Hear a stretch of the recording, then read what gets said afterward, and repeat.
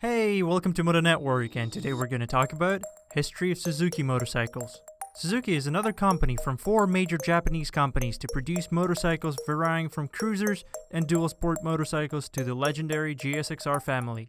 So let's get down to it. From its foundation in 1952, when Suzuki produced its first motorcycle, the company had gone through a series of ups and downs. But just as Yamaha Company, Suzuki never started as an automotive company. Instead, it began in 1909 when Michio Suzuki founded Suzuki Loom Works in Hamamatsu, Japan. About 10 years later, the company was incorporated and capitalized, with Michio Suzuki as the president. Right before the war, Suzuki tried to deviate from loom production to manufacturing of small cars. However, the government declared civilian cars as a non-essential commodity in 1937.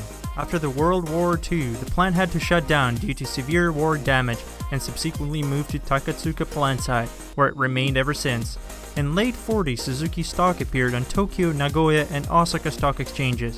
In 1952, Suzuki created its first two-wheeled motorized vehicle. The power-free model was essentially a bicycle with a small displacement engine. It wasn't up until 1953 when Suzuki introduced its first 60cc motorcycle that featured double sprocket mechanism and 2-speed transmission. This motorcycle gained enough attention to influence the company leadership to change the name to Suzuki Motor Company Limited in 1954. Since then, Suzuki's primary market was the production of motorcycles and the civilian passenger vehicles. In 1955, Suzuki introduced Khalida COX, which was a 125cc 4-stroke single-cylinder motorcycle with a steel frame and 3-speed transmission, as well as Khalida ST, which was a 2-stroke version of COX. In 1959, Suzuki introduced Khalida Cell Twin, which was a 125cc 2-cylinder 2-stroke motorcycle. However, not everything went well for Suzuki, as later the same year, on September 26, 1959, the assembly line got totally destroyed by Typhoon Vera, which currently remains the strongest and the deadliest typhoon to ever struck Japan. 1960s became an important decade for Suzuki as it entered Grand Prix racing under the name of Khalida in 1960, and then a year later under the brand name Suzuki in 125 and 250cc classes. In 1963, Mitsuo Ito makes history as the first Japanese rider to win the Isle of Man, which led to subsequent victories of Suzuki in Riders and Manufacturers Championships. The same year, US Suzuki Motor Corporation was opened in Los Angeles. In 1967, Suzuki Company decided to expand its production by opening the first assembly plant outside Japan, creating Tai Suzuki Corporation Limited. The next year, Suzuki decided to withdraw from the World Grand Prix due to changes in the FIM rules despite the fact that they won 1967 season. It wasn't until 1970 when Joel Robert won 250cc World Motocross Championship for Suzuki. This is the first year after a 3-year break. In 1971, the GT750 two-stroke surprises people with its 3-cylinder liquid-cooled engine. In North America, it's nicknamed the Water Buffalo, in the UK the Column Kettles. Although the bike is quite advanced in many ways and inspires a line of smaller air-cooled triples like GT380 and GT550, it's clear that pollution control legislation will limit the use of two-strokes as street motorcycles. In 1974, the RE5 is the first Japanese motorcycle with a rotary engine. It costs a fortune to develop, and while it's not bad, it's a commercial disaster. After 2 years, the company abandons the project, and there are rumors that tooling was dumped into the sea so that Suzuki managers would never have to see it again.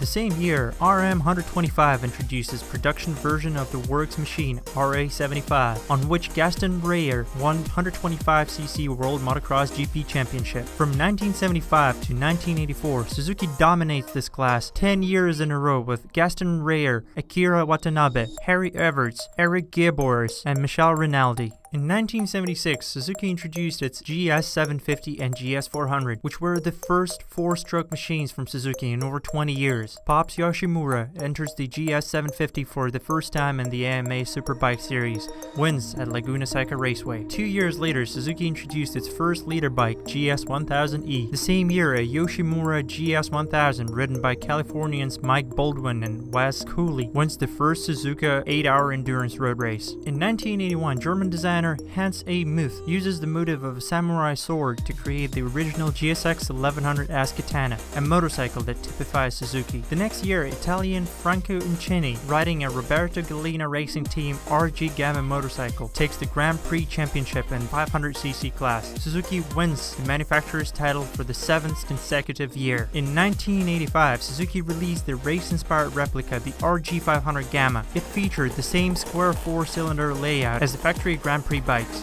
Other racy features are the square tube aluminum frame and removable cassette-type transmission. Also, the new GSXR 750 had arrived, which became the most important new motorcycle of the decade. In fact, the bike was so successful that in 1989, Jamie James wins the AMA Superbike Championship on the GSXR 750. A year later, in 1986, Suzuki launches the new GSXR 1100 that pushes the top speed of over 160 miles per hour. In 1991, the 779cc DR Big has the largest single-cylinder engine in living memory. A year later, the GSXR 750 switched to water cooling from oil cooling, which resulted in increased weight.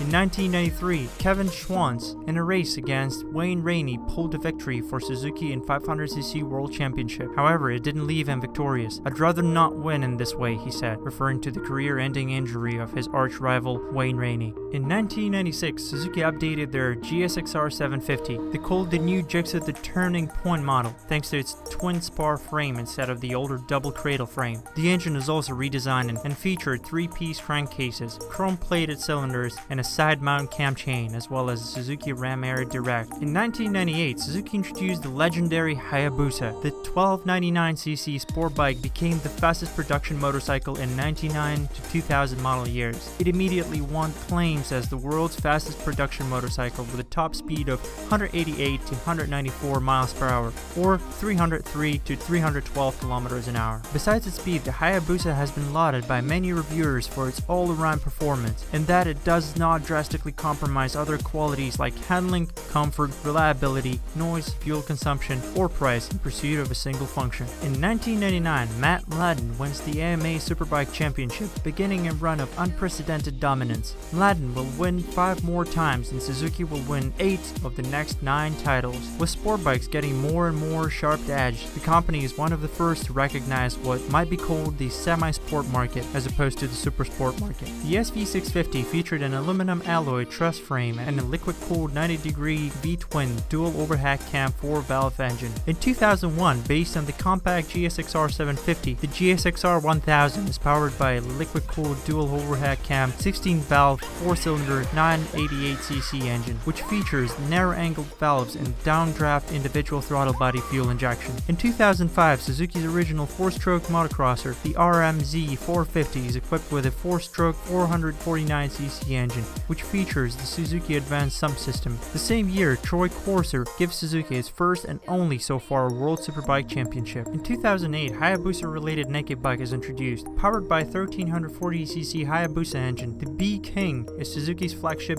big naked bike. Suzuki says it has top-ranked power output in the naked category. From 2009 to early 2011, Suzuki decides not to import any sport bikes to America due to economic downturn. In racing, the team was sponsored by Rizla since 2006 and was known as Rizla Suzuki MotoGP team. On November 18, 2011, however, Suzuki announced that the GP racing was suspended, partly due to natural disasters and recession, until 2014. In 2012, 1 millionth commemorative edition GSXR 1000 model celebrates a million motorcycles produced in the Suzuki GSXR series since 1985. The following year, 50th anniversary special edition GSXR 1000 model celebrates Suzuki's 1963 entry into the US motorcycle market. In late 2014, after 2 years suspension since 2012, Suzuki announced that Suzuki factory team is coming back to MotoGP 2015 racing season. In November 2015, Suzuki finally revealed its all-new GSXR 1000 that was meant to directly compete with already existing 2015 Yamaha R1 and Ducati 1299 Panigale. 6th generation GSXR 1000 is also the highest spec ever, with multi-mode traction control, rider modes, ABS, ride-by-wire throttle, bi-directional quick shifter, an all-new engine, and all-new chassis inspired directly by MotoGP race bike. Also, the updated GSXR 600 will be presented to the public in March 2016. The bike will feature updated chassis and engine. According to Suzuki, there won't be a lot of variations of the bike since Suzuki is aiming to offer the purest riding experience that it can provide to its customers. If you liked today's video, make sure to smack that like button, give us thumbs up, and subscribe to Moto Network for more Moto content. Also, you can find us on Facebook, Twitter, and Instagram. Links in the description. Until then, see you next time.